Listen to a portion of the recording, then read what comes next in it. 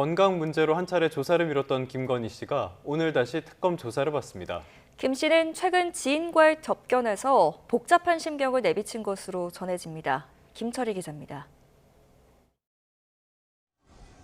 김건희 씨 관련 수사를 이어가고 있는 민중기 특별검사팀이 김 씨에 대한 세 번째 소환 조사를 진행합니다. 김 씨가 건강상 이유로 출석이 어렵다고 밝혀 조사가 불발된 지 하루 만입니다. 김건희 씨는 오전에 구치소에서 진료를 받은 뒤 오후쯤 특검팀에 출석해 조사를 소화할 예정입니다. 이번에는 아직 조사가 이루어지지 않은 건진법사 전성배 씨 관련 혐의에 대해 질문이 집중될 거로 보입니다.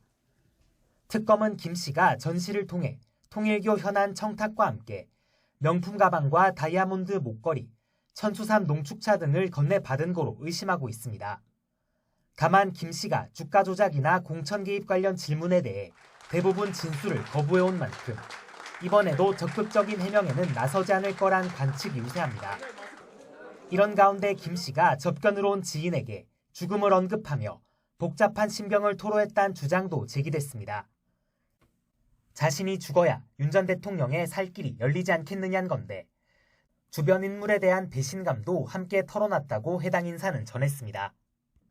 이처럼 김 씨가 연일 신체적 정신적인 어려움을 호소하고 있지만 특검은 추가 조사가 불가피하다고 보고 구속기한을 오는 31일까지로 연장한 상태입니다. 특검팀은 남은 열흘여 동안 김 씨를 추가로 소환해 혐의를 다진 뒤 재판에 넘길 거로 보입니다. YTN 김철입니다. 통일교 측으로부터 청탁을 받고 김건희 씨에게 금품을 전달한 혐의를 받는 건진법사 전성배 씨가 오늘 구속의 갈림길에 서게 됩니다. 서울중앙지방법원은 오늘 오전 10시 반 알선 수재 혐의 등을 받는 전 씨에 대한 구속영장 심사를 진행합니다. 전 씨는 캄보디아 메콩강 개발사업 지원과 YTN 인수 등 통일교 측의 현안을 청탁받고 함께 받은 고가의 목걸이와 샤넬백 등을 김건희 씨에게 전달한 혐의를 받습니다. 특검은 수사 과정에서 전 씨가 자신의 친분을 이용해 금품을 수수한 혐의를 추가로 특정한 것으로 파악됐습니다. 내란 특검팀이 내일 윤석열 정부의 2인자였던 한덕수 전 국무총리를 다시 불러 조사하기로 했습니다. 한 전 총리에 대한 구속영장 청구도 검토하고 있는데 한 전 총리가 구속이 되면 계엄 선포 당시 윤석열 정부 국무위원 가운데 세 번째입니다. 조성호 기자입니다. 특검에 두 번째 불려 나온 한덕수 전 국무총리는 16시간 넘는 고강도 조사를 받았습니다. 오늘 장시간 조사 받으셨는데 어떤 점 위주로 소명하셨나요? 여전히 내란에 가담하거나 동조하지 않았다는 입장이십니까? 특검은 내일 한 전 총리를 다시 한번 불러 조사하기로 했습니다. 앞서 특검은 한 전 총리에게 계엄 선포에 앞서 윤석열 전 대통령에게 국무회의 소집을 건의한 배경, 사후 계엄 선포문에 서명한 이유 등을 물었습니다. 특검팀은 한 전 총리가 대통령의 제1보좌기관이자 국무회의 부의장으로서 불법 계엄 선포 과정에서 제 역할을 하지 못했다고 의심하고 있습니다. 한 전 총리는 특검팀 조사에 진술 거부 없이 적극적으로 응한 걸로 전해졌습니다. 특검팀 관계자는 조사를 통해 일부 사실관계를 확정했고 일부 증거에 대한 판단도 강해졌다고 밝혔습니다. 그러면서 전체 분량의 60에서 70% 정도 진행된 걸로 안다며 추가 조사 필요성을 강조했습니다.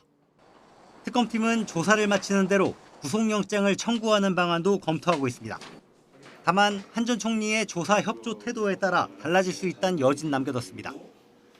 한 전 총리가 구속되면 계엄 선포 당시 윤석열 정부 국무위원들 가운데 세 번째입니다.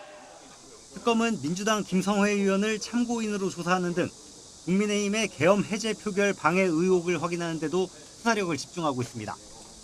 YTN 조성호입니다.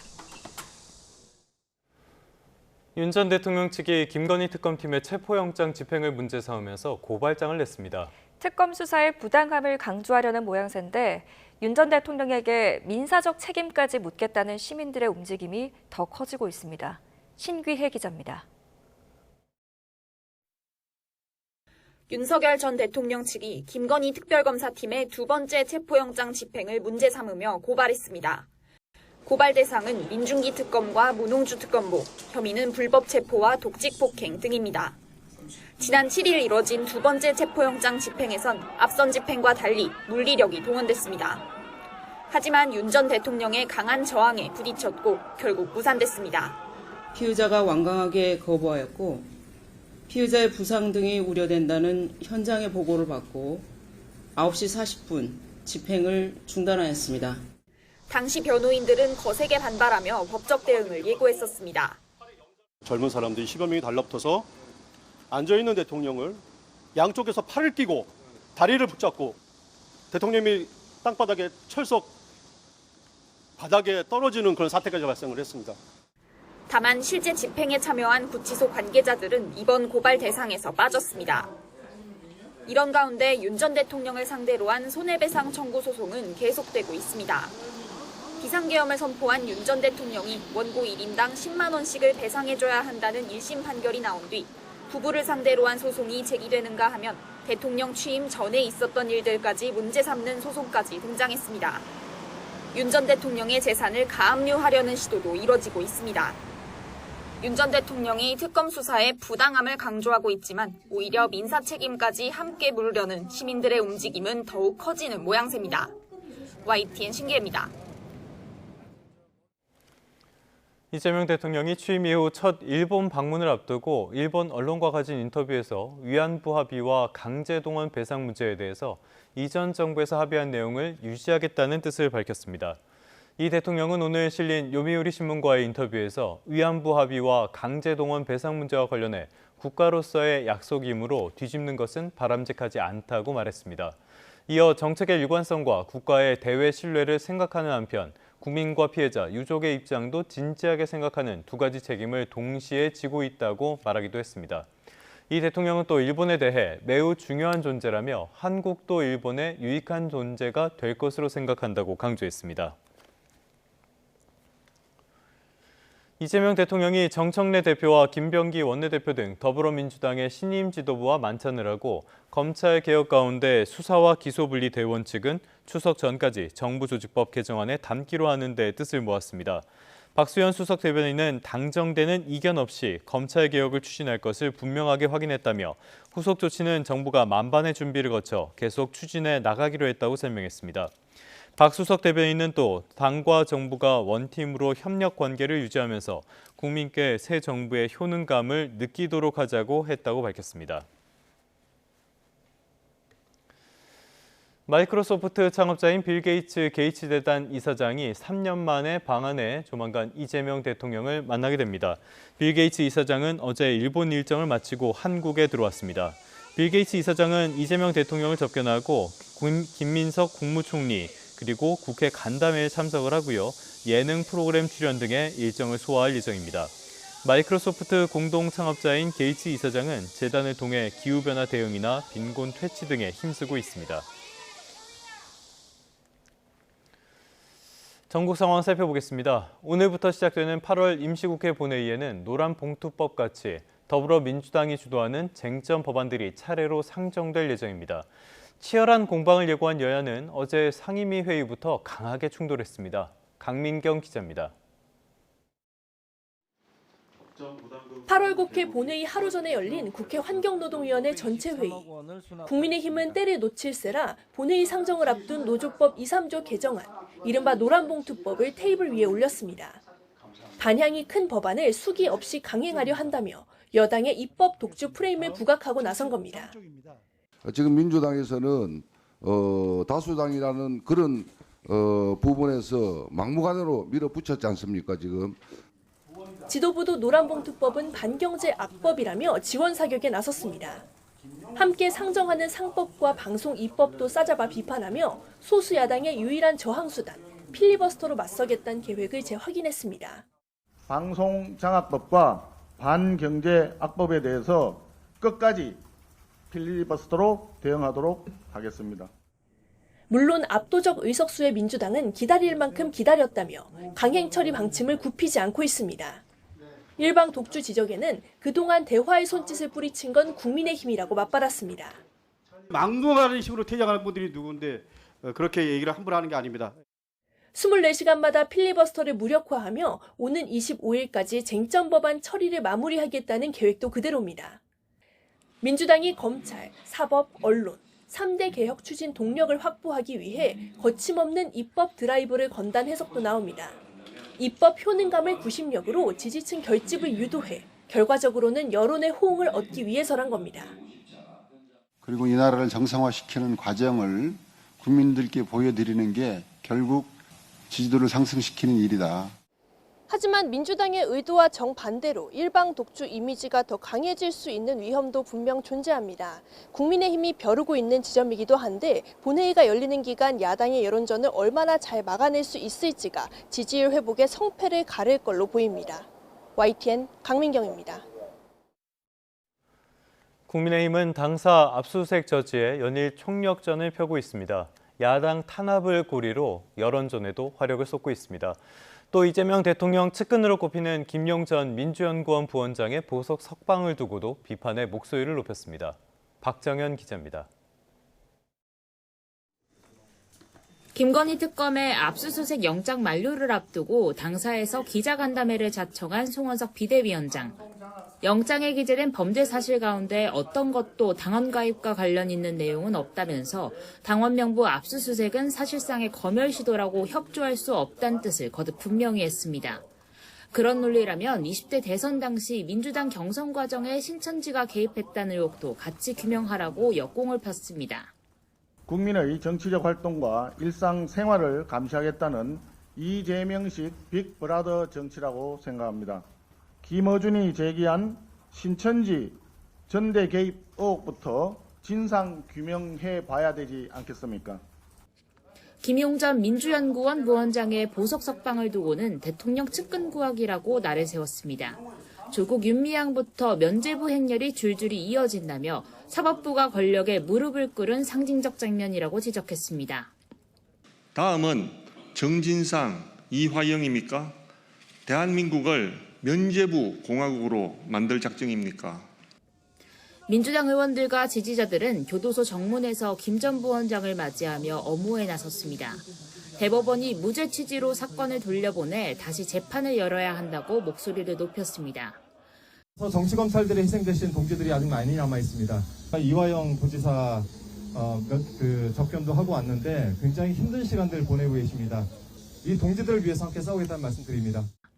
지도부 역시 일제히 환영의 뜻을 전했습니다. 정치검찰의 조작수사와 억지 기소를 바로잡는 첫걸음이 될 거라며 검찰개혁 필요성을 재차 강조했습니다. 이재명 죽이기 정치 공작으로 억울하게 희생된 피해자다 생각합니다. 사법 암살을 모의한 정치 검찰에 철대를 내려야 할 때입니다. 전당대회를 코앞에 둔 국민의힘이 야당 탄압 등을 고리로 대여 공세 수위를 최고조로 높이면서 얼어붙은 전국 상황이 당분간 풀리기 쉽지 않을 거란 전망이 나옵니다. YTN 박정현입니다. 8월 21일 목요일 미리 보는 오늘입니다. 이재명 대통령이 오늘 3년 만에 방한한 마이크로소프트 창업자 빌 게이츠 재단 이사장을 만납니다. 이 자리에서 이 대통령은 국제보건 분야에서 중요한 역할을 해온 게이츠 이사장과 관련 논의를 할 것으로 예상됩니다. 국회의원 시절 가상자산 투자로 거액을 번 사실을 숨기려 허위로 재산을 신고했다는 혐의로 재판에 넘겨진 김남국 대통령실 디지털 소통비서관에 대한 항소심 선고가 오늘 내려집니다. 앞서 1심 재판부는 김 비서관의 재산 신고 시점에 가상자산은 등록 대상에 포함되지 않아 신고 의무가 있다고 보기 어려운 만큼 국회 공직자윤리위원회의 권한이 방해됐다고 보기 쉽지 않다며 무죄를 선고했습니다. 올해 치러지는 26학년도 수능 응시원서 접수가 오늘부터 각 고등학교와 교육지원청에서 진행됩니다. 특히 올해부터 수능원서 온라인 사전 입력 시스템이 도입돼서 수험생들은 온라인 사전 입력 시스템을 통해 자신의 응시 정보를 미리 입력할 수 있습니다. 정보 사전 입력을 마친 수험생들은 현장 접수처에서 본인 확인 절차만 거치면 바로 접수증을 발급받고 사전 입력을 원치 않는 경우 기존과 동일하게 현장 접수처에서 접수 절차를 거치면 됩니다. 네, 마지막 소식입니다. 서해안 꽃게 금어기가 풀림에 따라서 대형 마트들이 오늘부터 펫꽃게 판매 행사에 들어갑니다. 롯데마트는 27일까지 행사 카드 결제 시 핵꽃게를 100g당 992원에 판매하고 홈플러스도 할인 조건을 채우면 100g당 1,090원에 판매할 예정입니다. 지금까지 미리 보는 오늘이었습니다. 다음 소식입니다. 이스라엘의 행보가 국제사회의 반발, 비판을 부르고 있는데요. 트럼프를 등에 업은 네타냐후는 거침이 없습니다. 이스라엘군이 가자시티를 점령하기 위한 군사작전을 시작해서 이미 외곽을 장악했다고 발표하고요. 그리고 서한지구를 둘로 가르는 정착존 건설 계획도 국제사회의 반대 속에 최종 승인했습니다. 김잔디 기자입니다. 고요하던 가자시티 밤하늘에 굉음과 함께 커다란 폭발이 일어납니다. 이스라엘군은 현지 시간 20일 가자지구 북부의 인구 밀집 지역 가자시티 장악을 위한 작전 기드온의 전차 2단계에 돌입했습니다. 군은 하마스에 대한 공격을 강화할 것이라며 가자시티 외곽을 점령했다고 밝혔습니다.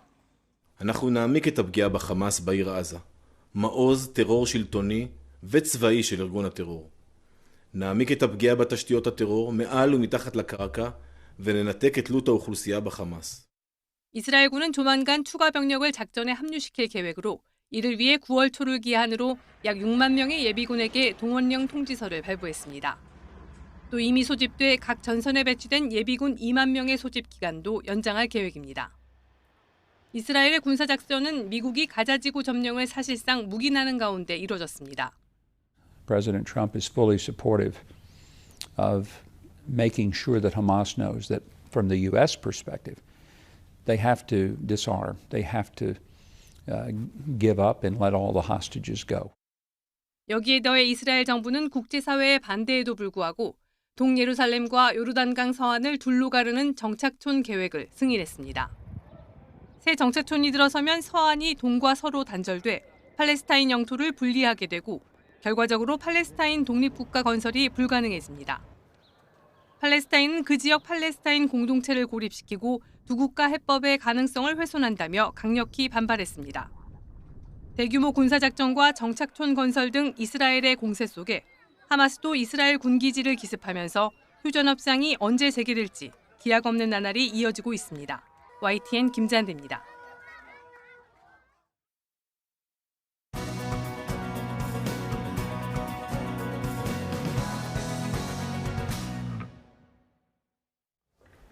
네, 경제 소식 살펴보겠습니다. 네, 스타트 경제 오늘은 이정환 한양대 경제금융학과 교수와 함께하겠습니다. 어서 오십시오. 어서 오십시오, 교수님. 오늘은 짚어볼 이슈가 상당히 많은데요. 일단은 미국부터 가보도록 하겠습니다. 사실 저는 이 내용을 접하고 나서 제가 제대로 본 게 맞나 깜짝 놀랐어요. 이게 제정신으로 나온 이야기인가 싶을 정도였는데 트럼프 대통령이 칩스법 보조금을 현금 대신에 지분으로 전환하는 방안을 공식화했다고 해요. 인텔까지는 알겠는데 이거를 삼성까지도 적용할 수 있다고 합니다. 이 중국이라면 모르겠는데 미국에서 이런 발표 나온다는 게 저는 믿어지지가 않거든요. 어떻게 보였습니까? 사실 이제 바이든 행정부에서 예. 인플레이션 감축법하고 이제 반도체 과학법, 반도체법이라고 그냥 이야기하는 이런 법안들을 통해서 흔히 말하는 미국에 없는 산업들을 육성하겠다라는 의견을 늘 강력하게 펼쳤습니다. 인플레이션 감축법에서는 친환경 산업에 대한 어떤 보조금을 주는 거였고, 이 반도체법에 대해서는 반도체 기업에 대해서 보조금을 줘서 미국 내 공급망을 안정시키겠다는 의견이었고, 예. 사실 이제 트럼프 대통령이 되자마자 처음 한 일이 인플레이션 감축법에 대해서는 친환경 이게 사실 맞지 않다라고 하면서 아예 보조금 제도를 없애버렸다고 말씀드릴 수 있겠습니다. 이제 그러면 남은 것이 이제 반도체법에 관한 보조금이라고 이야기할 수 있는데, 이 보조금에 대해서 지분 전환을 하겠다라는 이야기거든요. 이거 보조금이 아니라 우리가 주식 투자한 것처럼, 그러니까 지분을 산 것처럼 계산을 해달라는 이야기를 하고 있고, 이것이 인텔에 대해서 보조금 지급한 금액에 따라서 10%를 달라. 삼성전자 뭐 지금 지분만 계산하면은 한 1.6%대 뭐 굉장히 좀 높은 수준으로 나오고 있거든요. 그러니까 이제 보조금이 아니라 미국 정부가 투자한 걸로 해석을 해서 가져가라는 이야기라고 보시면 될 것 같고요. 그렇다는 이야기는 어떤 거냐면 근본적으로 보조금 주기 싫다. 라는 예. 큰 맥락은 깔려 있다. 관세가 이미 제도화되어 있는데 짓고 싶은 공장들은 자기 돈으로 지어라라는 큰 맥락은 있다라고 아마 이해하시면 되지 않을까 이렇게 생각을 하고 있습니다. 네. 미국은 뭐 이번 조치로 인해서 대주주의 그 지분을 가진다고 해도 경영에는 개입할 의사가 없다 이렇게 밝히긴 했지만 그래도 이 정부가 민간 기업의 지분을 가진다는 건 굉장히 의미를 가지는 일이잖아요. 예, 그래서 일단 그 삼성전자가 미국 정부가 가지는 것을 허락할 것이냐라는 이슈가 분명히 있고요. 그런 건 어떤 거냐면 이제 보조금을 안 받으면은 우리 돈으로 짓겠다라는 이야기를 할 수가 있거든요. 우리가 보조금을 받지 않고 지금 반도체법 보조금이 지분 유예 상태인데 지분 유예 상태고 앞으로도 영원히 안 받고 그렇다는 얘기는 받지 않고 그냥 지분에 참여하지 말라라는 시나리오로 갈 가능성이 사실은 높다라고 아마 일단은 이해하시면 될 것 같습니다. 예. 그러니까 미국 정부가 삼성전자의 기업에 참여를 해서 지분을 갖는다는 사실 자체가 좀 그러니까 일본 기업 운영 입장에서는 좀 납득하기 어려운 일이기 때문에 그쪽은 좀 피할 가능성이 높다라고 개인적으로 생각을 하고 있고요. 예. 만약 이제 미국 정부가 들어와서 이제 지분 참여를 한다라고 하면은 경영진이 눈치를 안 볼 수가 없죠. 그렇죠. 그러니까 지금도 법과 제도를 통해서 눈치를 보고 있는 상황에서 미국 정부가 말은 안 한다라고 하지만 흔히 말해서 경영권에 대해서 개입을 안 하겠다라고 이야기하고 있지만 언제든지 지금 이렇게 지분이 있기 때문에 그리고 보통주를 산다는 거는 늘 그런 권한을 가질 수가 있기 때문에 우리가 이제 지금의 삼성전자의 경영이 미국 정부에 반하는 것이므로 경영권을 행사하겠다라고 이야기해도 사실 막을 방법이 그렇죠. 별로 없습니다. 예. 그러니까 왜냐하면 정부도 주주로서의 역할을 할 가능성이 분명히 있기 때문에 주주의 권한을 지금은 계약할 때는 행사 안 하겠다라고 할 수 있겠지만 계약하고 나서는 이게 경영이 잘못된 것 같다라고 판단을 하고 행사를 할 수 있는 여지가 분명히 있기 때문에 그게 법적으로 주주의 권한이기 때문에 이런 것에 대해서는 사실 좀 논란이 있을 수밖에 없다라고 이야기하고 있고요. 사실 이제 6월에 일본제철이 US 스틸 인수할 때도 미국 정부에 대해서 중요한 경영권 같은 것들은 그렇죠. 좀 방어할 수 있게끔 경영권 행사에 대해서 미국 정부가 개입할 수 있게끔 어떤 조항들을 많이 넣었다라고 이야기하고 있거든요. 아무래도 이제 철강이 기간 산업이다 보니까 기간 산업을 폐쇄하는 이런 일들을 막기 위해서 미국 정부가 개입하는 이야기는 하는데 결국은 이게 지분이란 것이 어떤 권한이라고 생각한다라고 그러면 늘 개입할 권한은 열려 있다라고 보시면 될 것 같고 예. 특히나 미국 정부가 이 정부 지분을 사가지고 개입한다 이런 것들은 삼성전자 경영에 큰 영향을 미칠 그렇죠. 수밖에 없는 것이기 때문에 되도록 삼성전자 입장에서도 피할 수밖에 없다 이런 말씀 드릴 수 있을 것 같습니다. 그래서 외신 쪽에서 나오는 평가가 트럼프 행정부가 권위주의, 공산주의, 사회자본주의 이런 데를 벤치마크하고 있다. 이런 아주 나쁜 평가까지 나올 정도로 상식적으로 굉장히 이해하기 힘든 그런 발표라고 볼 수가 있겠습니다. 자, 이런 상황에서 연준에서 7월 공개시장위원회 FOMC 의사록을 공개를 했어요. 이 내용을 보니까 트럼프의 금리 압박, 굉장히 거친 압박들이 이어지고 있는데도 대다수 위원들은 동결할 수밖에 없다 이렇게 봤네요. 아무래도 이제 경제학적으로 관세의 효과라는 것이 시차를 거쳐서 나타나고요. 예. 그다음에 관세가 본격화될 것이 이제 8월이라고 예상을 하고 있었기 때문에 이 데이터를 봐야 된다는 이거는 사실 일반적인 경제학자들이 무시할 수 없는 의견이다. 사실 일반적인 상식으로 생각할 수 있는 내용이라고 보시면 될 것 같고 이러한 내용들이 이 FOMC 의사록에 반영이 되어 있었다라고 보시면 될 것 같습니다. 결국 우려하는 것은 관세가 물가에 주는 영향이 불확실하다. 즉 인플레이션 상황을 관찰 중이다라고 이야기가 나오고 있는데 관세가 물가 영향을 분명히 줄 거라고 경제학적으로 생각이 되고 있고 이것이 어떤 채널로 갈지에 대해서 아직까지 데이터로 명확하게 밝혀진 것이 없는데 쉽게 금리를 움직인다는 것 자체가 경기에 부정적인 시그널을 줄 수 있다라는 해석에 약간 멘트를 했다라고 아마 이해하시면 될 것 같고요. 그러니까 관찰을 해봐야 된다는 이야기입니다. 관세의 효과라는 것이 분명히 시차를 거쳐서 나타날 것이고 경제학적으로는 관세를 매긴다는 것 자체가 일부 올라간 부분에 대해서는 소비자들에게 전가를 할 것이라고 분명히 예측되는 상황에서 데이터를 안 보고 의사를 결정한다는 건 사실 좀 쉽지 않은 이런 결정이라고 보시면 될 것 같고요. 그래서 7월 FOMC 의사록 자체는 그러니까 일반적인 상식선, 그러니까 관세에 대한 효과가 분명히 있는 것 같고 그렇기 때문에 인플레이션에 대한 효과를 좀 봐야 된다라는 상식론적인 얘기가 나왔고 그 상식론적인 얘기가 나왔다는 얘기는 그 다음에 어떻게 보면 금리 인하 가능성에 대해서 약간은 좀 부정적일 수 있는 의견이었다라고 이렇게 말씀드릴 수 있겠습니다. 네. 우선 현지 시간으로 22일에 이제 잭슨홀 미팅이 이제 예정이 되어 있기 때문에 여기서 어떤 이야기들이 나올지도 굉장히 관심사고요. 여기에 대한 우려 때문에 우리 주가와 환율도 굉장히 흔들렸습니다. 추이 어떻게 보셨어요? 사실 이제 시장에서 기대하는 거는 9월에 금리를 인하할 것이 분명하다. 예. 그리고 얼마나 금리를 인하할 것이냐, 0.25%냐 포인트냐 아니면 그보다 더 내려서 0.5%까지 갈 수가 있느냐에 대해서 굉장히 고민하고 있다라고 보시면 될 것 같고요. 근데 이제 시장의 기대를 파월 의장이 이 잭슨홀 미팅, 굉장히 경제학적으로 중요한, 그러니까 미국 경제 상황에 대해서 정책적으로 중요한 미팅에서 발언을 어떻게 할 것이냐에 대해서 좀 관심을 가지고 있다라고 보시면 될 것 같습니다. 예. 시장에서 우려하는 것은 예측보다 파월 의장이 매파적으로 발언할 수 있다는 의견이거든요. 결국은 금리 인하를 할 텐데 9월 달에 금리 인하를 할지라도 그 다음 금리 인하 스케줄 같은 것들을 흐려놓는, 지금은 뭐 시장에서 올해 금리 인하를 3번 할 것이다 이런 기대까지 형성이 되면서 금리 인하에 대한 기대감이 높게 갔는데 파월 의장이 금리 인하보다는 인플레이션이 중요하고 뭐 실업률 자체는 그렇게 높아지지 않았기 때문에 경제 전반이 안정적이라는 의견을 갖게 되면은 사실 이제 금리 인하 기대감이 좀 떨어질 수밖에 없는 이런 상황이다라고 보시면 될 것 같습니다. 그래서 우리가 9월에는 금리가 인하될 것이라 많이 예측을 하고 있고 파월 의장도 9월 달에는 한번 내릴 거라고 생각을 하고 있는데 그 다음 경로가 어떻게 갈 것이냐, 그러니까 9월에 또 얼마나 떨어뜨릴 것이냐에 대해서는 이 파월 의장의 발언이 굉장히 중요하다고 보시면 될 것 같고 실업률하고 어떻게 말하자면 실업률이 굉장히 나쁘지 않고 인플레이션 우려가 있다는 이런 매파적으로 나오게 되면은 시장의 금리 인하 기대감이 좀 떨어질 수밖에 없고 이것이 기술주, 그래 우리나라 주가에 영향을 미칠 수밖에 없는 이런 상황이다라고 보시면 될 것 같습니다. 알겠습니다. 그래서 최근에 보면은 우리 코스피가 한참 질주하더니 최근에는 별로 힘을 못 쓰는 모습들이 연출이 되고 있는데요. 말씀하신 것처럼 지금까지 말씀해 주신 거는 대외적으로 우리에게 불리한 상황들이고요. 내부적으로도 별로 그렇게 좋은 이야기는 안 들립니다. 최근까지 우리 시장을 이끌어왔던 거는 소위 말하는 조방원, 조선, 방산, 원전 이쪽인데요. 먼저 조선부터 보도록 할게요.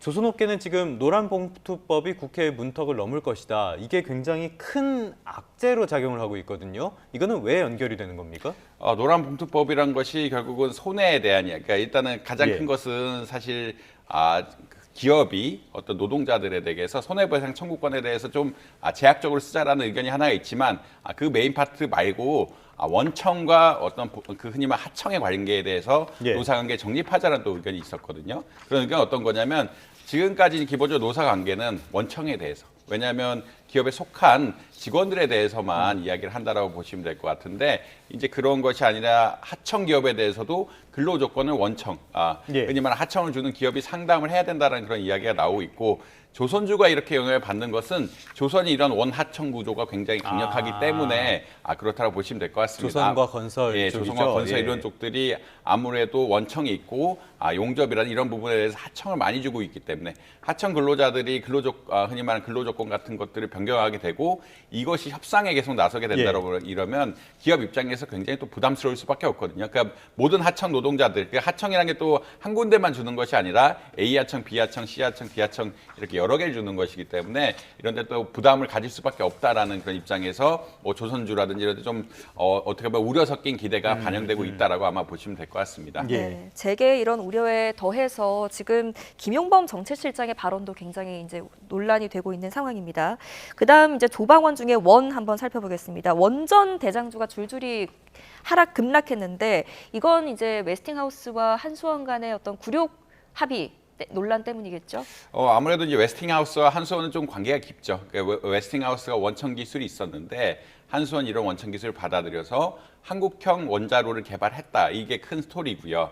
근데 이제 얼마나 웨스팅하우스의 기여분이 한국형 원자로를 개발하는데 있었느냐가 사실은 흔히 말하는 협상의 대상이다라고 보시면 될 것 같습니다.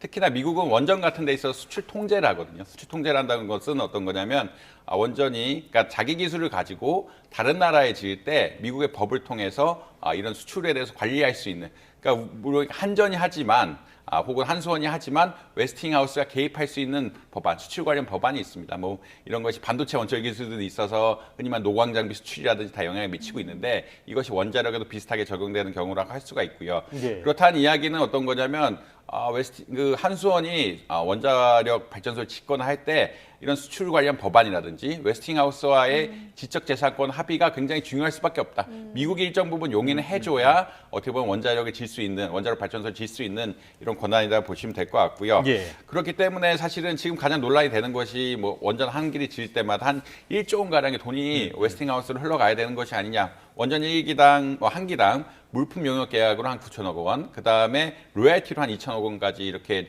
지급해야 되는 상황이 온 것이 어떻게 보면 좀 부정적인 계약이 아니냐라는 의견들이 나오고 있고요. 예. 두 번째로 이제 수출 같은 것들이 뭐 정확하게 나오고 있지는 않지만 북미라든지 유럽 지역에 짓는 것들을 막는 제약들, 요건들이 있어가지고 한국 수력 원자력이 수출할 때 좀 장애 주는 요인들이 아니냐라는 의견들이 나오고 있다. 그렇다는 이야기는 어떤 거냐면 사실 이제 폴란드 원전, 체코 원전 같은 것들 수주하면서, 그러니까 특히나 체코 원전을 수주하면서 우리나라 수력 혹은 한수원의 원자력 발전소 짓는 것들이 굉장히 기대감을 많이 받았는데 수출에 대한 제약도 있고 수익성에 대한 제약이 같이 있으면서 주가가 좀 하락하는 경향이 있었다라고 보시면 될 것 같습니다. 알겠습니다. 말씀하신 것처럼 이제 내부적으로 이런 문제들이 터지면서 주가에 어떤 하방 압력을 줬다고 볼 수가 있겠고요. 여기에다가 정책이 계속 오락가락하고 있다는 점, 이런 점들도 부정적인 요소입니다. 세제 개편안, 이 문제는 아직까지도 결론을 못 내고 있으면서 불확실성을 키우고 있고요. 자, 이런 가운데 그 개인 투자자분들의 화를 돋웠다고 해야 될까요? 어제 발언이 하나 있었습니다. 구윤철 부총리의 발언인데 어떤 이야기를 한 겁니까? 이제 구윤철 부총리가 국회에 나가서 이제 PBR, 그러니까 사실은 우리나라 밸류업 중에 가장 중요한 지표가 PBR이라고 이야기하고 있고요. 그러니까 회사가 가진 자산 대비 주가가 얼마나 나오냐 이런 것들이 저평가 지표로 많이 쓰인다라고 보시면 될 것 같습니다. 그래서 PBR 지표에 대해서 물어봤는데, 그러니까 이소영 더불어민주당 의원이 구윤철 장관님께 어떻게 보자면 이게 PBR이 어느 정도 되느냐 물어봤는데 10 정도 합니다라고 의견이 나오면서 굉장히 좀 우리가 생각하는 수준과 너무 차이가 많이 나는 수준을 이야기하면서 과연 기재부에서 이제 세제 개혁을 하는데 세제 개혁의 담당이 기재부고요. 이것이 주가를 생각하고 한 것이냐에 대해서 좀 비판적인 의견이 나올 수밖에 없는 수치다라고 아마 보시면 될 것 같습니다. PBR이 10이면은 주가 지수 한 3만쯤 되는 그렇게 거죠? 되라고 보시면 될 것 같습니다. 우리나라 기본적으로 PBR 밴드가 0.8에서 한 1.2 사이로 왔다 갔다라고 하시면 될 것 같은데, 그리고 이거를 높여서 선진국으로 가자라는 게 사실은 주가 상승 정책의 기본적인 아이디어라고 보시면 될 것 같은데, PBR 10이라는 건 좀 이런 세제 개혁을 할 때 과연 알고 했느냐에 대해서 좀 인식적으로 사실 개미 투자자들이 그 기재부에서 사실은 조세 정책을 결정을 하는 거고, 이 세제 개혁, 특히나 양도세 세제 개혁 같은 것들을 할 때 과연 이 주식 시장을 제대로 인식하고 정책들을 했느냐에 대해서 좀 의구심을 드는 발언이었기 때문에 굉장히 비판을 많이 했고, 어떻게 보면 주가가 하락하는데 일조를 한 이런 발언이었다라고 아마 이해하시면 될 것 같습니다. 네. 지금은 코스피 5천이라는 그 표어보다도 자본시장의 안정을 좀 되찾을 수 있는 일관된 메시지와 정책이 필요한 때가 아닌가 싶습니다. 자, 이 부분도 한번 살펴보겠습니다. 국내 석유화학 산업의 문제인데요. 일단 이 석유화학 산업의 핵심은 에틸렌이지 않습니까? 에틸렌이 일단 뭔가요?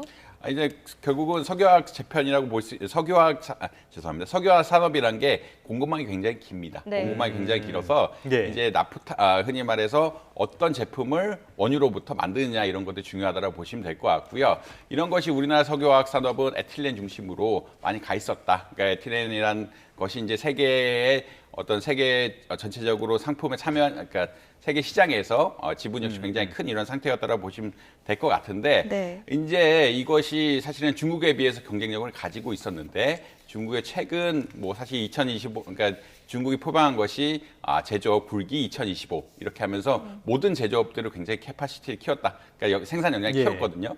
그러다 보니까 사실 중국이 하지 않은 영역을 우리나라 석화 산업이 하고 있었는데, 중국이 이 부분까지 다 들어오면서 어떻게 보자라면 중국에 대해서 가격 경쟁력이 있고, 오히려 중국의 생산량이 너무 많아지다 보니까 중국이 수출을 해야 되는 이런 입장까지 이런 상황이 되면서 경쟁이 격화되면서 우리나라 석화 산업의 수익성이 굉장히 줄어들었다라고 아마 이해하시면 되지 않나 이렇게 생각을 할 수 있겠습니다. 그렇기 때문에 사실 이 석화 산업을 구조 조정을 해야 되느냐 계속 살려야 되느냐에 대한 또 논의가 나오고 있거든요. 그러니까 이제 앞으로도 중국과의 가격 경쟁력이 계속 차이가 난다라 그러면 어느 수준에서 구조 조정을 하고 그다음에 어느 수준에서 기업들을 만들어야 될 거냐에 대한 의견이 나오고 있는데, 워낙 중국이 2015년부터 2025년까지 석유화학 산업 및 전반적으로 제조업을 많이 늘렸기 때문에 이 경쟁력에 대한 좀 의구심이 들고 있는 것은 사실이고 예. 어느 정도 도와줘야 되는 것이냐. 그러니까 과잉 생산이 뭐 예상하고도 방치했다고 이야기하고 있는데 중국이 또 예상보다 너무 빨리 늘렸거든요. 빨리 늘리고 기술 개발 역시 생각보다 빨리 늘렸기 때문에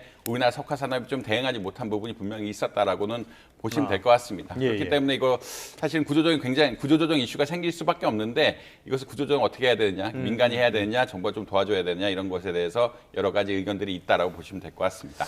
알겠습니다. 일단은 어제 어떤 발표 같은 게 있었어요. 일단은 구윤철 부총리나 김용범 대통령 정책실장이나 산자부 장관이나 일단은 업계 쪽의 자율적인 자구 조정 이런 것들을 강조를 했단 말이에요.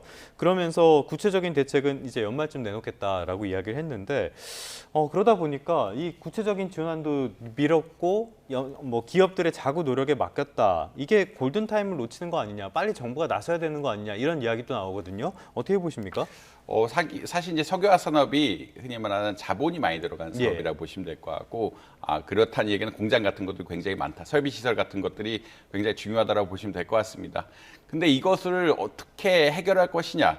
그러니까 특히나 아까 말씀드린 것처럼 설비 감축을 해야 되는데, 그리고 이거 설비 감축을 통해서 고부가 가치로 넘어가면서 재무 건전성 같은 것들을 확보를 해야 되는데 이것이 쉽냐 마냐에 자체에 대해서 조금 사실 논의가 좀 많이 되고 있다라고 아마 이해하시면 될 것 같고, 결국은 자구 노력을 한다는 것은 이제 과잉 생산 시설을 좀 줄이고 과잉 생산 시설을 줄이면서 비용 절감을 하라는 이야기거든요. 비용 절감을 좀 해야 정부가 좀 지원책을 내고 그다음에 특히나 기술 개발, 그러니까 중국이 하지 못하는 산업들에 대해서 좀 석화 산업에 대해서 어디 말해서 진출할 수 있는 비전을 제시해야 정부가 좀 어떻게 보면 보조금을 주겠다라는 그런 입장으로 보시면 될 것 같고요. 이것이 결국은 일시적인 경기 침체면 당연히 자금 지원을 통해서 정부가 해결하는 것이 맞는데 지금 중국과 경쟁 관계에서 구조적으로 우리나라 석화 산업이 좀 밀릴 수밖에 없는, 석유화학 산업이 밀릴 수밖에 없는 이런 산업들이기 때문에 좀 문제가 될 수밖에 없다라는 그런 입장이라고 보시면 될 것 같습니다. 그러니까 결국은 자구책을 내고 그다음에 중국과 이길 수 있는 이런 어떤 경쟁 관계까지 좀 비전을 보이고 그래야만 정부가 돈을 주는 것도, 지금 뭐 시장에서는 돈을 줘봐야 밑 빠진 독에 물 붓기다라는 의견이 나올 정도로 이게 좀 쉽지 않을 수가 있기 때문에 이런 자구책과 어떻게 보면 기술 발전에 대한 비전 이런 것들이 결합돼야만 결국은 뭐 정부가 돈을 주는데 혹은 구조조정을 하는데도 아마 명분을 얻지 않을까 이렇게 생각을 하고 있습니다. 네, 알겠습니다. 오늘 여기까지 듣도록 하겠습니다. 이정환 한양대 경제금융학과 교수와 함께했습니다. 잘 들었습니다. 고맙습니다.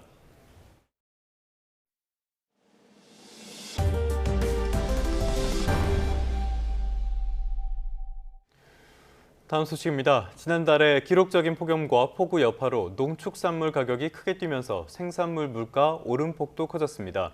한국은행 자료를 보면 7월 생산자 물가 지수는 120.2로 직전 달보다 0.4% 오른 것으로 나타났습니다. 이 지수는 두 달 연속 내렸다가요. 지난 6월에 0.1% 반등했고요. 이번 달에는 상승폭이 더 커졌습니다. 품목별로는 농산물과 축산물을 중심으로 농림수산품 가격이 5.6% 올랐고 석탄, 석유 제품 인상에 공산품도 0.2% 상승했습니다. 전력과 가스, 수도 폐기물은 주택용 전력과 산업용 도시가스 등이 내려 1.1% 하락했습니다. 세부 품목에서는 시금치가 한 달 사이에 무려 171%나 비싸졌고요. 배추는 51%, 쇠고기와 돼지고기 가격도 각각 6.5%, 4.2% 올랐습니다. 한국은행은 7월 폭염과 폭우로 시금치나 배추 같은 농산물 작황이 좋지 않았고 쇠고기와 돼지고기는 행락철 수요가 증가한 가운데 폭염으로 인한 생육 부진, 폐사 증가로 공급 부족이 겹쳤다고 설명했습니다.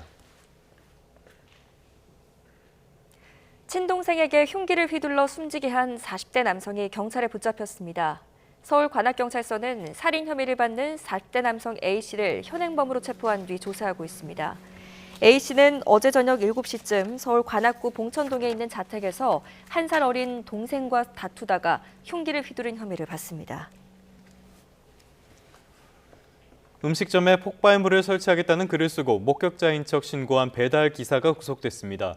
수원지방법원은 어제 업무방해 혐의를 받는 배달기사 A씨에 대해 구속영장을 발부했습니다. 재판부는 도주할 우려가 있고 특정한 주거가 없는 점을 고려했다고 설명했습니다. 지역 농협 모바일 뱅킹에서 위조 신분증을 이용해 피해자 모르게 수천만 원의 대출이 이뤄진 사건을 YTN이 단독으로 전해드렸습니다. 취재진이 직접 실험을 해봤더니 신분증의 일부 정보를 조악하게 바꿔 적은 경우에도 문제없이 비대면 통장을 만들 수 있었습니다. 김희영 기자가 단독 취재했습니다. 처음 보는 휴대전화 요금이 통장에서 자동 이체되고 누군가 몰래 정기예금을 담보 삼아 돈을 빌렸습니다. 신분증 한 번 잃어버린 적 없지만 마이너스 통장이 만들어졌고 자신이 한 적 없는 입출금 거래까지 수차례 이뤄졌습니다. 농협 측은 위조 신분증에 의한 범죄인 것으로 보고 있는데 범행에 이용된 신분증은 일부 실제와 다른 정보를 담고 있었지만 비대면 거래 시스템에서 적발되지 않았습니다. 발급 기관인 인천지방경찰청이 아닌 서울지방경찰청으로 써 있고 심지어 그 안에 주소가 다 다르게 되어 있어요. YTN 취재진이 일부 실제와 다른 정보가 담긴 신분증을 이용해 비대면으로 계좌를 만들 수 있는지 시험해봤습니다. 신분증의 내용 일부를 수정한 뒤 농협 상호금융 모바일 뱅킹 앱인 NH콕뱅크에서 본인 인증을 시도했습니다. 신분증에서 먼저 주소를 실제 없는 곳으로 바꿨습니다. 발급기관도 임의로 다른 지자체로 수정했는데요. 이렇게 휴대전화 카메라로 찍으면 신분증 인증 절차가 아무런 문제 없이 끝납니다. 손으로 정보를 바꿔서 일반적인 신분증과 확연히 달라 보이는데도 모바일 뱅킹 보안 시스템은 걸러내지 못했습니다. 일반적으로 비대면으로 통장을 개설하기 위해 촬영한 신분증 사진은 은행 등 금융기관을 통해 금융결제원으로 전송됩니다. 이후 행정안전부 같은 신분증 발급기관의 원본 정보와 비교해 문제가 없으면 인증이 완료되는데 조악하게 정보를 바꾼 경우에도 이 과정을 통과하는 데 문제가 없었습니다. 신분증 위조된 게 진본으로 인정할 수 있는 정보들이 다 들어있었다고 하더라고요. 또 신분증 실물이 아닌 신분증을 촬영한 사진이나 이걸 띄워놓은 모니터 화면 등을 이용해 비대면 계좌를 만드는 것도 가능했습니다. 보통 농협을 비롯한 금융기관에는 모바일로 계좌를 개설할 때 신분증 부정 인증을 막기 위한 사본 탐지 시스템이 있지만 이것 역시 쉽게 뚫릴 수 있는 겁니다. 금융당국은 YTN의 관련 질의에 현재의 비대면 뱅킹 시스템이 일부 위조 신분증을 걸러내지 못할 수 있다고 인정했습니다. 신분증에 몇 개 정보만 뽑아서 원본과 비교하기 때문에 주소 등 일부 정보가 엉터리로 적혀 있어도 원본으로 인식할 수 있다는 설명입니다. 다만 신분증 외에 휴대전화 문자나 얼굴 인증 등의 추가 장치로 보안을 강화하고 있다고 밝혔습니다. 이번 사건과 관련해 농협 측은 신분증은 물론 계좌 인증, 휴대전화 본인 인증 등의 절차도 진행했다는 입장인데 범인이 피해자 명의 휴대전화까지 개통한 데다 지역 농협 모바일 뱅킹의 경우 얼굴 인증 시스템이 없어 결국 범행을 막지 못했습니다. 기술적인 투자가 먼저 있어야 되지 않는가 생각이 되고요. 위조 기술에 대한 창과 방패의 이런 시점에서 적극적인 보안 의식이 필요하지 않나 생각됩니다. 금융감독원과 경찰이 사건에 대한 조사에 나선 가운데 농협뿐 아니라 금융기관 비대면 뱅킹 시스템 전반에 대한 점검이 필요해 보입니다. YTN 김희영입니다.